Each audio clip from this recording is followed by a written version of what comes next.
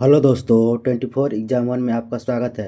दोस्तों, हम लोग केमिस्ट्री का परमाणु संरचना और सिद्धांत के बारे में पढ़ रहे हैं। ठीक है दोस्तों, आज की इस वीडियो में हम लोग मूलानुपाती सूत्र, अपवाह सिद्धांत, संयोजी इलेक्ट्रॉन या कोर इलेक्ट्रॉन किसे कहते हैं और संयोजकता के बारे में पढ़ेंगे। ठीक है दोस्तों, हम लोग सामान्य जो एसके जहाँ हैं उसकी सामान्य विज्ञान की जो 5th एडिशन है उसके जो NCERT बेस्ड पर जो आधारित क्वेश्चन है उसको पढ़ रहे हैं। ठीक है दोस्तों।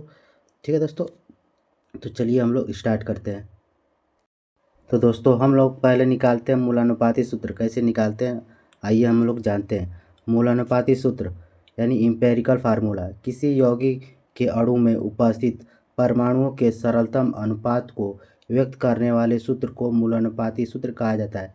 तो किसी परमाणुओं के सरलतम अनुपात को क्या करना है, उसको सरलतम व्यक्त करना है। ठीक है दोस्तों, तो जैसे हम लोग का आणविक सूत्र और मूलानुपाती सूत्र, जैसे बेंजीन का हम लोग का C6H6 होता है तो हम लोग का CH हो जाएगा। यानी कि जैसे यहाँ होता है हम लोग का संबंध में, जैसे हो गया 6 संबंधे 3, तो हम लोग का इसको कट जाएंगे तो टू टू रेशियो कितना हो जाएगा, 1 हो जाएगा ना। ठीक है दोस्तों, तो 2:1 हो जाएगा। तो इसी को हम लोग को काटना है। ठीक है दोस्तों, तो 6 से 6 कट जाएगा तो CH ही बचेगा। ठीक है दोस्तों, तो इसको ध्यान रखिएगा। अब उसी प्रकार हाइड्रोजन पेरोक्साइड H2O2, तो 2 से 2 कट जाएगा तो HO बचेगा। ठीक है दोस्तों, उसी प्रकार इथेन का है C2H6, तो हम लोग का CH3 हो जाएगा, क्योंकि 2 से 2 तिया 6 यानी 3 इस पर हो जाएगा और 2 कट जाएगा तो ये हो जाएगा CH3। ठीक है दोस्तों, इसको ध्यान रखिएगा। उसी प्रकार H2O है तो H2O तो हम लोग का H2O ही हो जाएगा। ठीक है दोस्तों, अब हम आगे देखते हैं। जैसे एक ही मूलानुपाती सूत्र एक से अधिक यौगिकों के लिए हो सकता है। तो एक ही मूलानुपाती सूत्र क्या होता है, एक से अधिक यौगिकों के लिए हो सकता है। ठीक है दोस्तों, इसको ध्यान रखिएगा। तो आणविक सूत्र तथा मूलानुपाती सूत्र में संबंध देखते हैं। अब आणविक सूत्र तथा मूलानुपाती सूत्र में संबंध देखते हैं। जैसे हम लोग का आणविक सूत्र बराबर होता है N गुणते क्या होता है, तो मूलानुपाती सूत्र। तो आणविक सूत्र बराबर क्या होता है हम लोग का, N गुणते मूलानुपाती सूत्र। तो N बराबर हम लोग 1 2 3 4 यानी 1 2 3 4 लास्ट इससे डॉट डॉट कुछ भी रख सकते हैं। ठीक है दोस्तों, तो आणविक सूत्र को याद रखिएगा। आणविक सूत्र बराबर क्या होता है, N गुणते मूलानुपाती सूत्र। ठीक है दोस्तों, तो जब हम N को यहाँ से इधर लेकर आएंगे तो आणविक सूत्र हो जाएगा हम लोग का आणविक सूत्र, बटा में क्या हो जाएगा हम लोग का मूलानुपाती सूत्र। तो N बराबर हो जाएगा आणविक सूत्र बटा में मूलानुपाती सूत्र। अब हम लोग जैसे क्वेश्चन हम लोग का बेंजीन के लिए N का मान ज्ञात करें, तो बेंजीन के लिए हम लोग का N का मान ज्ञात करना है। ठीक है दोस्तों, तब जैसे निकला बेंजीन का हम लोग क्या हो जाता है, 6 हो जाता है। ठीक है दोस्तों, तो हम लोग का कार्बन क्या हो जाएगा, 12 हो जाएगा और गुणते 6 यानी कि इसका हो जाएगा 6, उसके बाद प्लस हो जाएगा और H हाइड्रोजन का 1 होगा और फिर गुणते 6, तो हो जाएगा हम लोग का 12 छक 72 और 6 78। तो हम लोग का आणविक सूत्र कितना हो जाएगा, 78। ठीक है दोस्तों, तो आणविक सूत्र हो जाएगा 78। अब हम लोग का CH निकालना है, यानी कार्बन का, और CH यानी कि हम लोग का मूलानुपाती सूत्र निकालना है। तो CH इसका कार्बन यानी बेंजीन का जो होता है हम लोग का मूलानुपाती सूत्र क्या हो जाएगा, तो CH। अब CH का हम लोग का मूलानुपाती इसका अणु भार निकालना है, तो हो जाएगा हम लोग को 12 + 1 यानी कि 13। अब मुझे N का मान निकालना है, तो N का भार क्या हो जाता है, अणु सूत्र भार बटा में क्या होता है, तो मूलानुपाती सूत्र भार। तो हम लोग का 78 बटा में हो जाएगा 13, तो हो जाएगा कितना, 13 × 6 = 78 यानी कि 6। हम लोग का आंसर क्या हो जाएगा, C यानी कि 6। ठीक है दोस्तों, इसको ध्यान रखिएगा। मूलानुपाती सूत्र कैसे निकाला जाता है, आणविक सूत्र कैसे निकाला जाता है। ठीक है दोस्तों, अब हम लोग देखते हैं आणविक द्रव्यमान तथा वाष्प घनत्व में संबंध। अब हम लोग आणविक द्रव्यमान और वाष्प घनत्व में संबंध देखेंगे। तो आणविक द्रव्यमान बराबर क्या होता है, तो 2 गुणित वाष्प घनत्व। तो आणविक द्रव्यमान बराबर क्या होगा, तो 2 गुणित वाष्प घनत्व, इसको ध्यान रखिएगा। तो आणविक द्रव्यमान बराबर 2 गुणित वाष्प घनत्व। तो आणविक द्रव्यमान या अणु भार निकालने की इस विधि को कैनिजारो विधि कहा जाता है। तो आणविक द्रव्यमान या अणु भार जब निकालेंगे तो इस विधि को क्या कहेंगे, तो कैनिजारो विधि भी कहा जाता है। तो कैनिजारो विधि भी इसे कहा जाता है। ठीक है दोस्तों, तो ये क्या आ जाएगा हम लोग का, यानी वाष्प घनत्व VVD को हम लोग लिखा है शॉर्ट बार्ट में, वाष्प घनत्व बराबर आणविक द्रव्यमान बटा में 2। ठीक है दोस्तों, तो वाष्प घनत्व बराबर आणविक द्रव्यमान बटा में 2। अब जैसे है क्वेश्चन है हम लोग का, भारी जल यानी D2O के लिए वाष्प घनत्व का मान ज्ञात क्या होगा। तो हम लोग का वाष्प घनत्व ज्ञात करना है D2O यानी भारी जल का। तो D2 का हो जाएगा हम लोग का 2 हो जाएगा और 2 से फिर गुणा हो जाएगा, फिर प्लस हो जाएगा, ऑक्सीजन का क्या हो जाएगा 16। तो कुल जोड़कर 20 बटा में और 2। ठीक है दोस्तों, 2 से भाग देंगे तो ये हो जाएगा हम लोग का 10। तो हम लोग का वाष्प घनत्व का मान कितना हो जाएगा, 10 हो जाएगा। ठीक है दोस्तों, इसको ध्यान रखिएगा। तो अब हम लोग क्वेश्चन है फिर एक, H2SO4 का वाष्प घनत्व का मान क्या होगा। तो वाष्प घनत्व का मान क्या हो जाएगा हम लोग का आणविक द्रव्यमान। पहले हम लोग का आणविक द्रव्यमान निकालेंगे H2SO4 का, तो H का हो जाएगा 1 और फिर 2 से गुणा हो जाएगा तो 2 हो जाएगा, और प्लस सल्फर का हो जाएगा 32 और प्लस फिर ऑक्सीजन 16 में फिर 4 का गुणा हो जाएगा 64, यानी कि उसके बाद 2 से भाग दे देंगे तो फिर हो जाएगा 98/2 यानी कि 49। तो हम लोग का आंसर क्या हो जाएगा 49। ठीक है दोस्तों। तो वाष्प घनत्व हम लोग का H2SO4 का वाष्प घनत्व कितना आ जाएगा हम लोग का 49। ठीक है दोस्तों। तो इसको ध्यान रखिए, वाष्प घनत्व बराबर क्या होता है हम लोग का आणविक द्रव्यमान बटा में 2। तो हम लोग का पहले जो दिया रहेगा उसका आणविक द्रव्यमान यानी बाहर निकाल लेंगे और उसके बाद 2 से भाग दे देंगे। ठीक है दोस्तों। तो हम लोग का आ जाएगा आंसर, ध्यान रखिएगा। अब हम लोग देखते हैं अपवाह सिद्धांत। यह एक जर्मन शब्द है। तो अपवाह कैसा शब्द है, तो जर्मन शब्द है जिसका शाब्दिक अर्थ है निर्माण करना होता है। तो इसका शाब्दिक अर्थ क्या होता है, तो निर्माण करना होता है। इस सिद्धांत के अनुसार इलेक्ट्रॉन सबसे पहले कम ऊर्जा वाले कक्षक में प्रवेश करते हैं। तो इलेक्ट्रॉन क्या है, सबसे पहले कम ऊर्जा वाले कक्षक में प्रवेश करते हैं इसके अनुसार, अपवाह के सिद्धांत के अनुसार। इसके बाद उससे अधिक और इसी क्रम में बढ़ते चले जाते हैं। और इसके बाद क्या है, उससे अधिक क्या इसी क्रम में बढ़ते चले जाते हैं। और यही भरना क्या है, इलेक्ट्रॉनिक विन्यास यानी इलेक्ट्रॉनिक कॉन्फ़िगरेशन कहलाता है। तो इलेक्ट्रॉन क्या होता है, सबसे पहले कम ऊर्जा वाले कक्षक में प्रवेश करते हैं और इसके बाद उससे अधिक वाले क्रम में बढ़ते चले जाते हैं। ठीक है दोस्तों। इसी को इलेक्ट्रॉनिक विन्यास कहलाता है। ठीक है दोस्तों। जैसे है हम लोग का 1s, तो पहले हम लोग का 1s में आएगा भरेगा, उसके बाद फिर 2s में आएगा, फिर 2s से हम लोग का फिर 2p में जाएगा, फिर 2p से 3s में, फिर 3s से 3pp में जाएगा, फिर 3p से 4s में आएगा, 4s से फिर जाएगा हम लोग का 3d में, फिर 3d से 4p में आएगा, 4p से 5s में आ जाएगा, फिर 5s से हम लोग का फिर 4d में जाएगा, 4d से 5 में, 6d, फिर आ जाएगा हम लोग का 4f, 5d, 6p और 7s। इसी प्रकार चलता रह जाएगा। ठीक है दोस्तों। ये इसी प्रकार चलता रह जाएगा। ठीक है दोस्तों। जैसे हम लोग का ऊर्जा का बढ़ता क्रम, ये ऐसे ही ऊर्जा का बढ़ता क्रम में चला जाता है। तो पहले 1s में, फिर 2s से, फिर 2p में, फिर 3s, 3p, फिर 4s, 3d, फिर 4p, फिर 5s। इसी प्रकार चलता चला जाएगा। ठीक है दोस्तों। तो 2 क्या है हम लोग का सब ऑर्बिट में इलेक्ट्रॉन की संख्या है। तो 2 क्या है हम लोग का सब ऑर्बिट में इलेक्ट्रॉन की संख्या है। और 1s क्या है, सब ऑर्बिट है। एस क्या है हम लोग का ऑर्बिट है और 1 क्या है हम लोग का ऑर्बिट है। ठीक है दोस्तों। तो एस सब ऑर्बिट, 1 ऑर्बिट और 2 क्या है, सब ऑर्बिट में इलेक्ट्रॉन की संख्या। ठीक है दोस्तों, इसको ध्यान रखिएगा। अब जैसे हम लोग का सोडियम का इलेक्ट्रॉनिक विन्यास निकालना है। तो सोडियम का 11 होता है। ठीक है दोस्तों। इलेक्ट्रॉन की कुल संख्या कितनी हो जाएगी हम लोग की, 11 होगी सोडियम में। ठीक है दोस्तों। तो इलेक्ट्रॉनिक विन्यास कैसे हम लोग का, तो 1s², फिर 2s², फिर 2p6 और फिर 3s1। ठीक है दोस्तों। तो 6 2 8 2 10 और 1 11। ठीक है दोस्तों, हम लोग का 11 हो जाएगा। उसी प्रकार क्लोरीन की कुल संख्या कितनी होती है, तो 17 होती है। तो उसी प्रकार 1s 2s², 2p6, 3s², 3p5। तो इसको जोड़ने पर ऊपर वाला जो घातांक के टाइप में है उसको जोड़ने पर हम लोग का कितना हो जाएगा, तो हो जाएगा 17। ठीक है दोस्तों।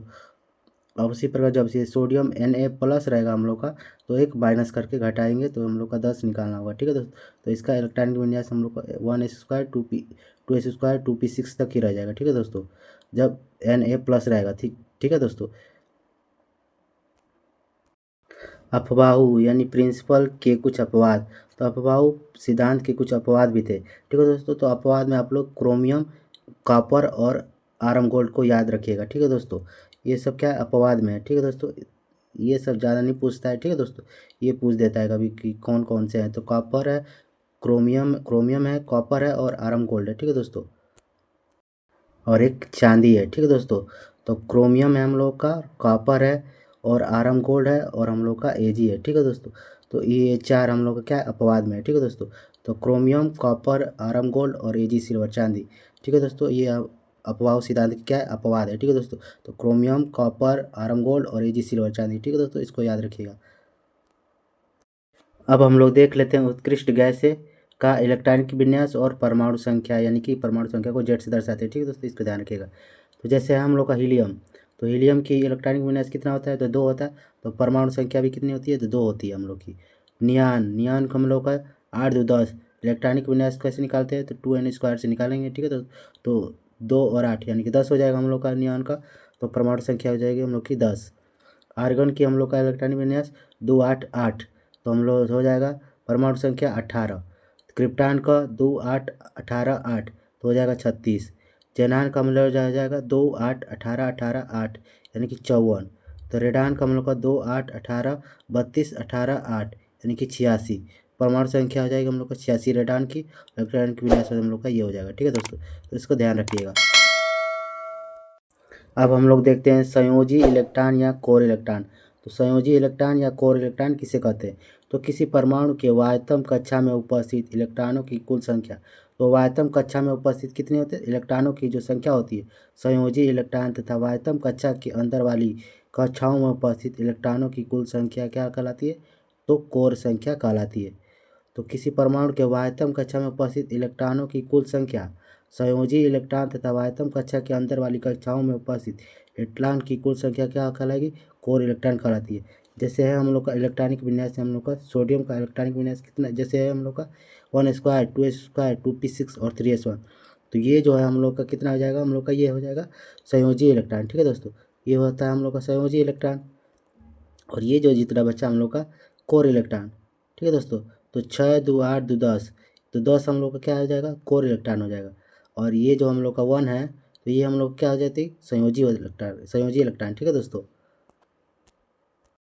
जैसे है हम लोग का सोडियम, सोडियम Na+ है, तो 1s square 2s square 2p6, ये क्या हम लोग का इलेक्ट्रॉनिक विन्यास है। तो संयोजी इलेक्ट्रॉन कितना हो जाएगा हम लोग का? 8। तो 6 और 2 8 हम लोग का इलेक्ट्रॉनिक विन्यास हो जाएगा। तो यानी संयोजी इलेक्ट्रॉन 8 हो जाएगा। और कोर इलेक्ट्रॉन जो बचा हो जाएगा हम लोग का, ये जो 1s स्क्वायर बचा है वो हम लोग का क्या हो जाएगा? हो जाएगा हम लोग का कोर इलेक्ट्रॉन। ठीक है दोस्तों, उसी प्रकार आर्गन, आर्गन में हम लोग का कितना होता है? 18। तो हम लोग का 1 square 2 square 2p6 3 square 3p6, तो हम लोग का 6 2 8 यानी कि संयोजी इलेक्ट्रॉन हो जाएगा। कोर इलेक्ट्रॉन हम लोग कितना हो जाएगा? कोर इलेक्ट्रॉन 4 4 10 यानी कि 10 इलेक्ट्रॉन हम लोग का हो जाएगा कोर इलेक्ट्रॉन। ठीक है दोस्तों, संयोजी इलेक्ट्रॉन की संख्या 1 से 8 तक होती है। तो संयोजी इलेक्ट्रॉन की संख्या हम लोग कितनी होती है? तो 1 से 8 तक होती है। जैसे नियॉन का है 1 स्क्वायर 2 स्क्वायर 2p6, तो हम लोग का ये हो जाएगी 10 हो जाएगी हम लोग का संयोजी इलेक्ट्रॉन संख्या। तो हीलियम को छोड़कर अन्य सभी अक्रिय गैसों के वाह्यतम कक्षा में 8 इलेक्ट्रॉन होते हैं। तो हीलियम को जो छोड़कर सभी अक्रिय गैसों के वाह्यतम कक्षा में कितने होते हैं? तो 8 इलेक्ट्रॉन होते हैं। लेकिन हीलियम के वाह्यतम कक्षा में 2 ही इलेक्ट्रॉन होते हैं। तो हीलियम के वाह्यतम कक्षा में कितने इलेक्ट्रॉन होते हैं? तो 2 ही इलेक्ट्रॉन होते हैं। संयोजी इलेक्ट्रॉन कोई अन्य ऊर्जा इलेक्ट्रॉनों की अपेक्षा अधिक होती है। यही कारण है कि किसी रासायनिक अभिक्रिया में संयोजी इलेक्ट्रॉन ही भाग लेते हैं। तो संयोजी इलेक्ट्रॉन की ऊर्जा जो होती है अन्य इलेक्ट्रॉनों की अपेक्षा अधिक होती है। यही कारण है कि हम लोग रासायनिक अभिक्रिया में किसका भाग लेते हैं? तो संयोजी इलेक्ट्रॉन ही भाग लेते हैं। ठीक है दोस्तों, तो रासायनिक अभिक्रिया में कौन भाग लेता है? तो संयोजी इलेक्ट्रॉन भाग लेता है। ठीक है दोस्तों, इसको ध्यान रखिएगा। संयोजी इलेक्ट्रॉन की संख्या से वर्ग संख्या निकाली जा सकती है। तो संयोजी इलेक्ट्रॉन से क्या हम लोग की वर्ग संख्या निकाली जा सकती है? तो संयोजी इलेक्ट्रॉन की संख्या बराबर वर्ग संख्या, तो वर्ग संख्या हम लोग निकाल सकते हैं संयोजी इलेक्ट्रॉन से। जैसे यदि अंतिम इलेक्ट्रॉन S या P में प्रवेश है तो उसे A वर्ग में रखा जाता है। यदि S और P में हो तो इसे A वर्ग में रखा जाए, उपवर्ग में रखा जाता है। यदि अंतिम D और F में होता है तो उसे B उपवर्ग में रखा जाता है। जैसे है हम लोग का सोडियम, तो 1 square 2s square 2p6 and 3s यानी कि S में है, तो हम लोग संयोजी इलेक्ट्रॉन वर्ग संख्या कितनी हो जाएगी? तो 1a हो जाएगी। ठीक है दोस्तों, क्योंकि S और P में है तो A वर्ग उपवर्ग में रखा गया है। ठीक है दोस्तों, इसको